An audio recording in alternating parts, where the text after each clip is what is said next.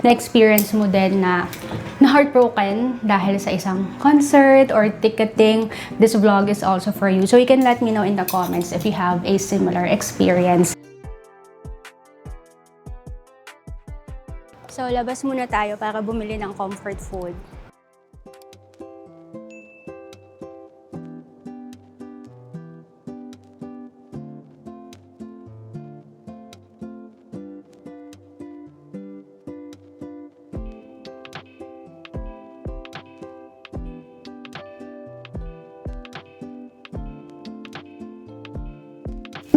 So, nakapaghugas na ako ng kamay, guys. Medyo gutom na din ako. So, mag-start na tayo with our kaintuhan. Medyo unhealthy, no?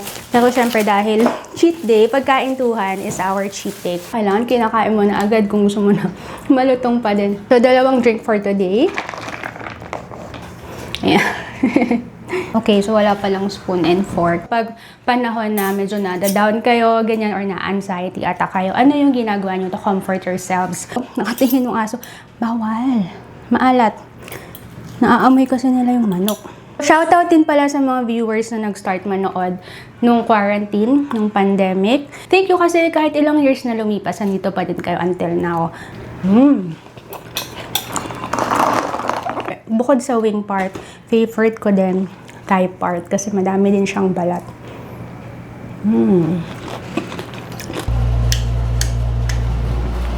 Hindi naman nakatulong. So ito, alam nyo na, nakita nyo sa mga post ko sa TikTok, Instagram. Nabili ko lang to sa Dongmyo for 1,000 won. So approximately, lagyan natin sa 50 pesos. So ang dinala ko, maong. Tapos pinalitan, Sehun birthday niya. So bumili ako ng itong scarf sa Subway, underground. Tapos, buti na lang, sabi ko parang kulang kung ito lang. So, dumaan ako ng mga store, ganyan, yung mga brand new. Wala akong nakitang orange na gusto ko, yung type ko, yung style. Try ko nga sa Dongmyo. So, nakita ko siya, pasarado na, buti na lang, 1,000. So, kahit na mura lang siya or pre-loved, for me, memorable. Kasi, yung pinagamitan ko, sobrang memorable. For the outfit for X Horizon Manila, di mo naman iisipin na hindi ka makaka-avail ng ticket, diba? So, nung nakita ko kung ano yung mga outfit for day 1, day 2, July 4, black chains, and then July 5, white silver with corset, ganyan. So, may mga naisip na ako. Ito lang naman sa cabinet ko. So, ito, parang hindi nagagastos, diba? Kung meron ka naman, sabi ko parang maganda to if ever July 4 yung makuha ko. Kung July 5 naman, ito, cute niya. Tapos, medyo mahaba. Sabi ko, pa-alter ko. Tapos, bili ako ng corset. Ibagay ko siya. Tapos, boots or something. Okay na, di ba? Pasok na sa OOTD. Eh, guys, wala nga. So, suot ko na lang today. Palit muna ako. Ayan. So, at least nasuot ko din, diba? So, mag-start ako ng kwento kung saan nag-start lahat sa Korea. So, bakit ba wala akong ticket nung nagpunta ako ng Seoul? Diba, nag-announce sila na magka-comeback concert na sila. Wala pang date.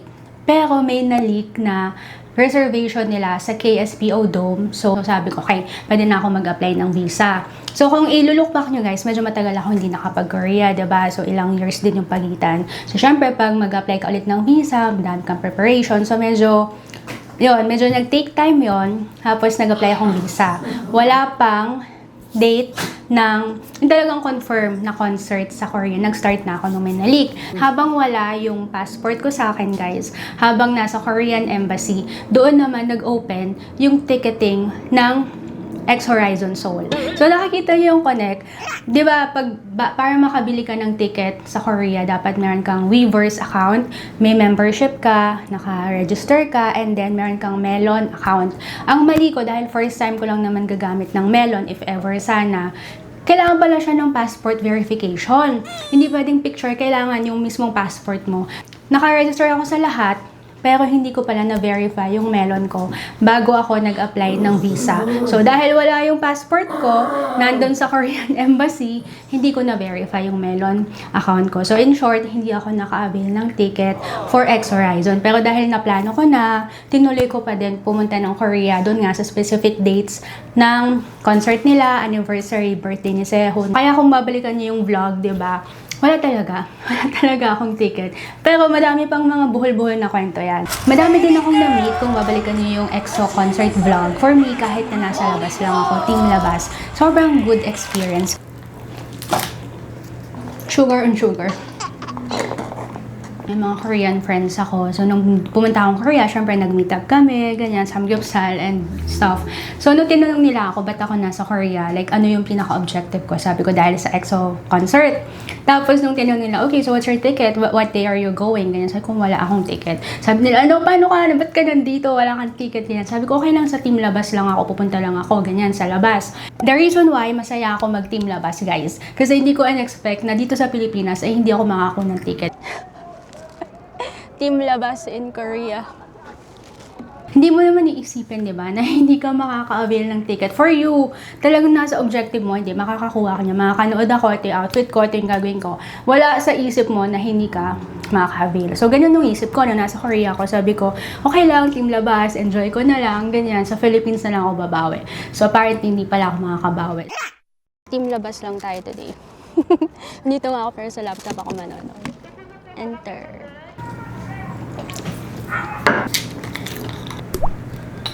Sa Korea, ang dami kong mga naging friends. Yung iba, na-meet ko sila after the event. So, nung di na, kasi ginagawa ko sa Korea, yung iba iniisip nyo, bakit ganun parang bitin? Ang ginagawa ko kasi noon, kung ano lang yung highlight talaga ng day, yun lang wino-vlog ko. Tas yung dinner or breakfast or morning, night, hindi ko na wino-vlog para like may ano naman ako, me time. So, doon ko na-meet yung iba. Meron ako na-meet na isang XOL, standing VIP siya for 3 days. So, sabi ko, grabe, sabi ko, tapos nagulat siya kasi nandun ako sa event nang wala akong ticket. Sabi ko, it's okay, I'll just watch in the Philippines, ganyan. Tapos tinanong ko sa kanya, so how much did it cost you to watch April 10, 11, 12? Sinabi niya yung price sa akin, guys. Medyo nakakalula, medyo mahal. Nakakagulat yung presyo niya. Mga selfie siya with EXO talaga kasi nagpupunta siya sa mga fan meet, yung mga fan sign, ganyan. So, sobrang lucky talaga niya. Sprinkle nung ano niya, kaswertihan. Kasi kahit mga EXO tingi na pupuntahan niya, kung papanoodin niyo yung EXO concert ko sa Korea, ang saya ko, di ba? Like, wala akong bakas ng lungkot doon na team labas ako or like, wala akong ticket. Kasi guys, ang iniisip ko noon, sabi ko, okay lang, team labas ako dito. Enjoyin ko lang to. Pag uwi ng Manila, babawi ako kasi makakanood ako. Sabi ko, ganyan. Ang plano ko pa noon, standing VIP din. Sabi ko, okay lang kahit mga wet. It goes down, down, baby. So yun, ang ending, pag uwi sa Philippines, ticketing, hindi pala lahat ng plano mo ay mangyayari sa'yo. But before that, guys, siyempre titikman ko naman yung spaghetti. Inuna ko lang yung chicken kanina habang malutong pa. Meron din akong tubig dahil medyo matatamis yung kinakain ko.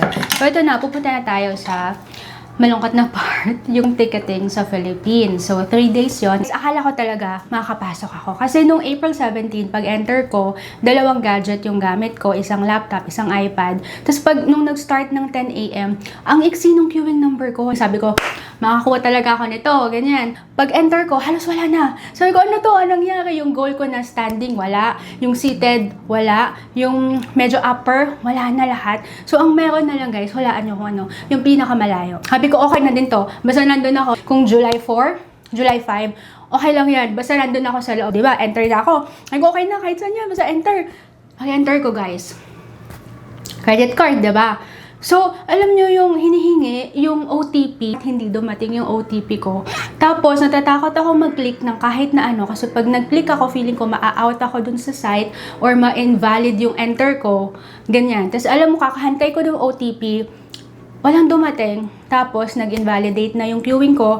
Pag-try ko ulit, wala na. Like, sobrang haba na ng pila. Ticketing day 2 for Union Bank. Yung queuing number ko, medyo matagal din. Pag-enter ko, wala na. Lahat sold out na.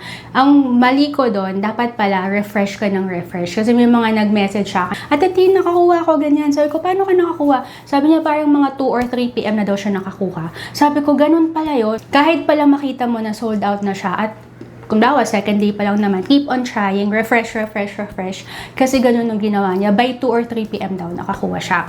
Okay, so okay na yun. Diba, kinalma ko yung sarili ko, meron pa bukas, last day. So, ito na yung general sale. Okay?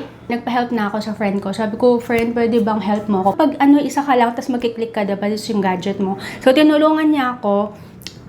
iPad yung kanya, laptop yung akin. Nag-enter kami ng 10 a.m., diba? Alam mo, hanggang alas 3, parang umabot pa 4 p.m. Wala talaga. Nag-post na yung pulp na sold out na nga daw.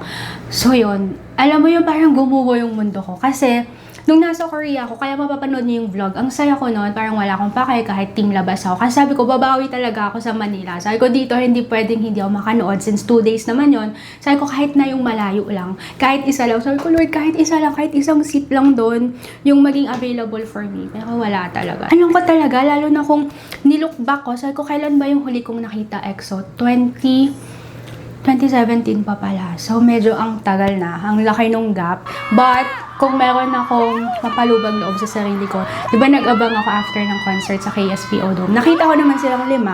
So, mga brief second, medyo okay na din yun. Worth it naman talaga yun for me kasi memorable din yun. Kaya lang, iba lang talaga pag yung sa show mismo nandun ka. Iba din kasi yung feeling, di ba, na sama-sama kayo na fandom, lahat kayo hihiyaw, iyak kayo, tatawa, tatalon, iba yon. Medyo nakakalungkot na, bumabalik yung sadness kasi, grabe guys, alam mo yung 3 araw yun, wala talaga kahit isa. Kasi wala akong na-avail. Ngayon, alam ko, may magko-comment na, Ate Tin, pwede kang bumili sa ganito, sa ganyan. Medyo alangan kasi akong bumili sa mga resellers. So, totoo lang. Kinakabahan ako, hindi ako marunong mag-distinguish kung paano ba malaman kung legit yung seller, ganyan, kung baka masascam ba ako doon, ganyan. Tapos, syempre, mas mahal na sila magbenta. So, after the food, i-unbox ko naman ito, guys. Ito yung mga recent K-pop merch na in-avail ko. Kasama tong nasa likod na hindi ko lang kung kanina nyo pa nakikita. So, gusto ko tong i-organize habang nagkakwento pa din ako sa inyo. Siyempre, malungkot talaga siya. Kaya lang kung magdadwell ako ng magdadwell, malulungkot lang ako the whole day or the whole week, the whole month, maiiba ko ba? Hindi naman, hindi pa din ako nakapunta, diba? So, alam mo ang isang nakita ko, guys, sobrang dami kong nakita sa Facebook, TikTok, Instagram na nagsasabi na first concert nila to. And for me, sobrang touching yun. Kasi yes, madaming katulad ko, katulad natin na hindi naka-avail ng ticket. Pero sobrang dami din yung katulad nila na first concert nila to. Na parang sabi nila dati, team labas, team bahay, ganyan. This time, chance naman nila. So ayun, I just want to say, sobrang happy ko para dun sa mga fans na first time din makakanood, yung mga dating estudyante na working na ngayon. Guys, congratulations. Okay, so now, meron palang ilaw dito, hindi nakabukas. Should I open or okay lang? Buksan natin. Okay, mga EXO events na napuntahan ko. Wait lang, kumakatok yung aso. Go, baby. Okay, sorry. Go na. What do you want? Drink water. Okay. Sige, balik ka dito, ha? Okay. So, kailan ko ba unang beses nakita ang EXO? Unang beses ko nakita ang EXO, guys. Would you believe? DKFC, Dream K-Pop Fantasy Concert. Walaan yung kalan. January 19, 2023, kasama nila Infinite, U-Kiss, Tahiti, Tasty, and Girls' Generation. Guys, grabe yung concert na yun. Isipin mo naman, lahat ng mga groups na yun, in one concert, in one ticketing, nakita mo lahat yon. So guys, grabe, sobrang memorable. Nakita ko si Miss Happy mismo dun sa Moagram. So shout out, grabe. Sana po maulit yung ganun ulit, kung kaya pa, na ganun kalaking concert. Pero yun yung first ever na nakita ko yung EXO.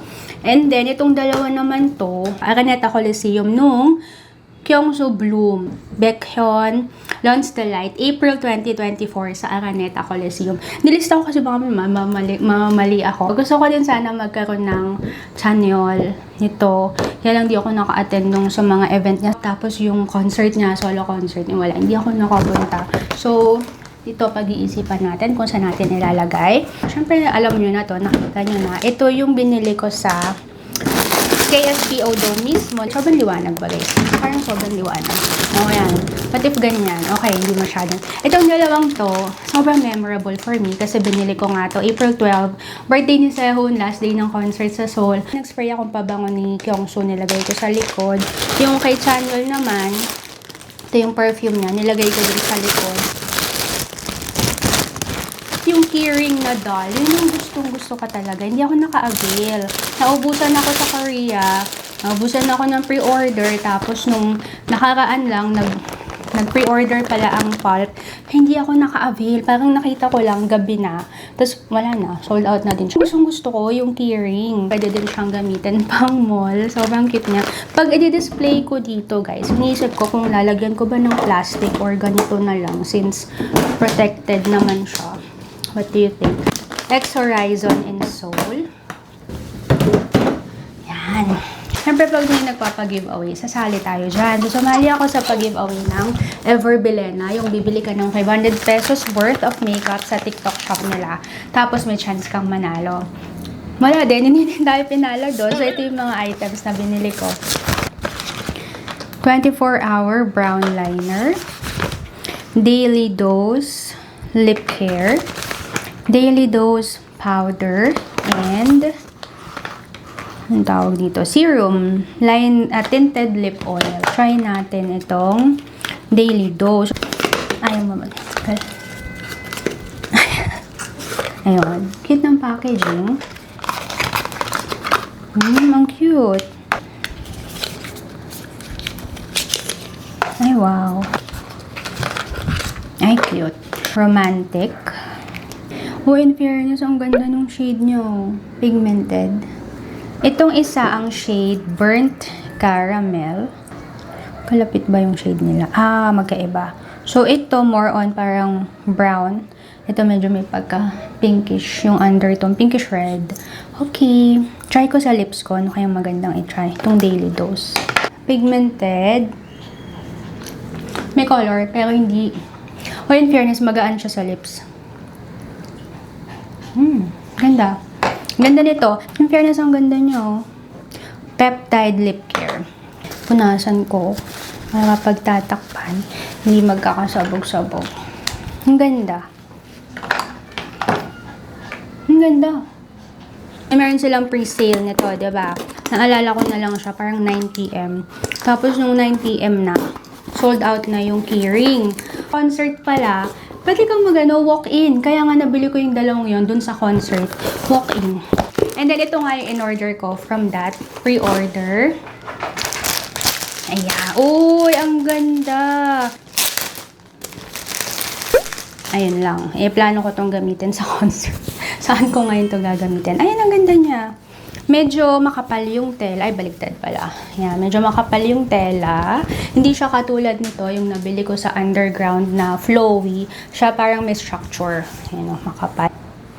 See-through ba? Ayun. So, yun yung difference. Okay, so ang gagawin ko ngayon dito, ilagay ko na lang dito sa likod ko. Yan. O yan, dyan ka ngayon. O, ito. Next na i-unbox natin. So, meron pala akong tissue from The World For You. Yung bar ng Papa ni Channel. Sobrang gandang experience din yon. Kung di mo pala panood, may vlog sa description box. Nagpunta ako sa resto bar ng Papa ni Channel. Sobrang gandang experience. Sobrang thankful ko for that experience. So, dahil malungkot ako na wala akong concert ticket, sabi ko, bawi ako. Bibili na lang ako nito.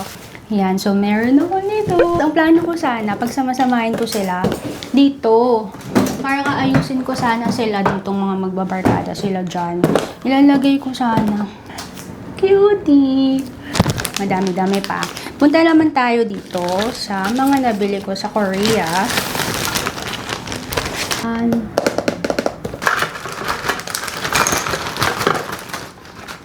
Okay. Kung napanood niyo yung Buksan vlog, ginawa ko to sa Buksan Hanok Village. Kaya ako to sinama dito kasi ang nakalagay sa kanya, EXO. So, main reason, diba, ba't ako nagpuntang Korea ay dahil sa EXO. And then, ito yung practice. EXO, Sarang Haja. Yung practice ko sa paggawa ng keychain. Bag tag pala yun. Tapos, ito naman yung mga nabili ko na sa... Ay, may BTS nasama. Ito yung sa BTS Hanok. Okay. Yung mga nandito. Itong mga to. Tier. Itong EXO ladder tin can. Nabili ko sa Kwangya. For, magkano ba? 35,000 won ba to? So, ang available doon, si Kai, tsaka si Suho. So, dahil si leader na lang pinili ko. Ano siya, mga sticker. Yan. Tapos, daming card, mga photo card. Ang gaganda, sobrang ganda ng quality. At ang nakakatuwa dito, di ba, ang ganda ng quality, no? Ang kapal talaga nyo. Ang pogi ni Suho, di ba? Meron ding, tada, group picture. Ang ganda ng quality. Ayan.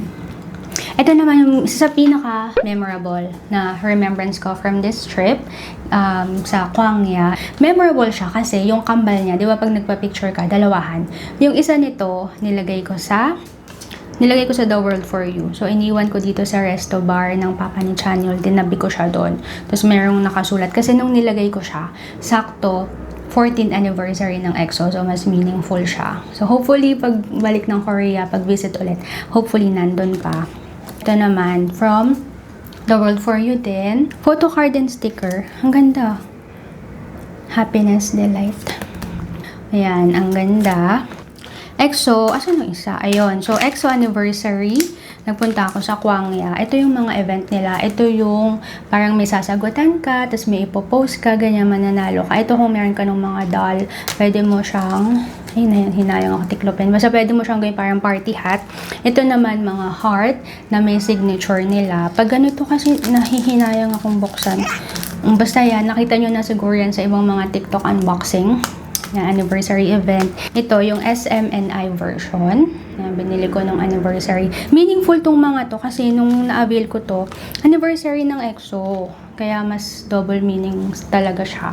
Kung kayo ba, pag may mga merch kayo, like, binubuksan nyo, like, ginagamit nyo talaga. Halimbawa, bibili kayo ng keyring na ganito. Like, sinasabit nyo talaga sa bag nyo or naka-display lang talaga siya. So, let me know in the comments. Yan, yun lang ba? O, yun. And, last one. Tada! Solo concert, EXO Tingi, ni Kai dito sa Manila. Siyempre gusto ko din pumunta. Lahat ng mga EXO Tingi gusto kong puntahan. Tapos, nakita ko may giveaway. May chance kang manalo kung bibili ka nitong album niya. Sabi ko, okay, try ko. So, trinay ko. So, bumili ako ng album niya. Ending, hindi ako nanalo. So, hindi ko pa ito nabubuksan, guys. Hindi ko pa natatanggal yung plastic. Plano ko sana, tabi ko na lang for myself. Pero naisip ko, what if ipag-giveaway ko din sa EXO-L na Kai Bias. Feeling ko kasi mas mamahalin mo tong album na to pag mapunta siya sa'yo. So, inisip ko, pag-giveaway ko sa Facebook para mas madali. So, to join the giveaway, follow my Facebook account. May link sa description box or pwede kang pumunta sa Facebook mo and then search mo at Real Asian Beauty. So, para malaman mo na legit account ko, meron siyang blue verification mark para confirm na ako talaga yun. So, ipopost ko doon yung mechanics and then doon ka mag-enter. Nandun yung kung paano ka sasali and kung paano ka pwedeng manalo. So, hindi ko pa ito na-open, guys. So, ayan, may photo card, may plastic. So, pwede mo ding share yung friend mo. Baka meron kang friend na Kai Bias or EXO-L. Share mo tong giveaway sa Facebook ko. Okay.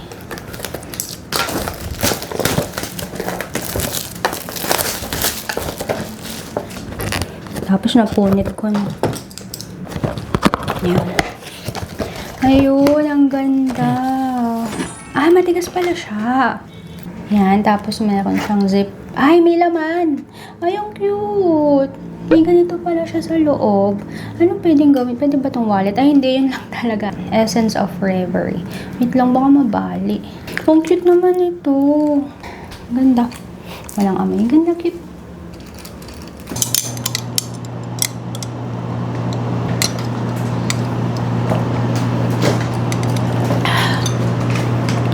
Hi, Ki! Abangan namin yung mga fancams nyo. Enjoy kayo dyan, guys. And kung meron kang similar experience, kahit na hindi ka EXO-L, kung fan ka ng ibang group, we would love to hear your story kung paano mo ba dinil yung sadness, but at the same time, happy ka para sa mga ibang taong makaka-attend ng concert. So, yes, malungkot ako na wala akong concert ticket. Kung meron akong sobrang thankful, yun, naging part ako ng fandom na to. Sobrang daming memories. So, thank you so much for watching this episode of Kaintuhan.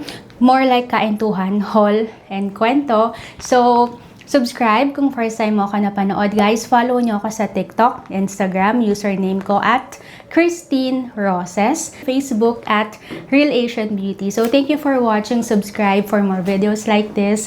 Enjoy the concert, guys. I will see you next time. Bye!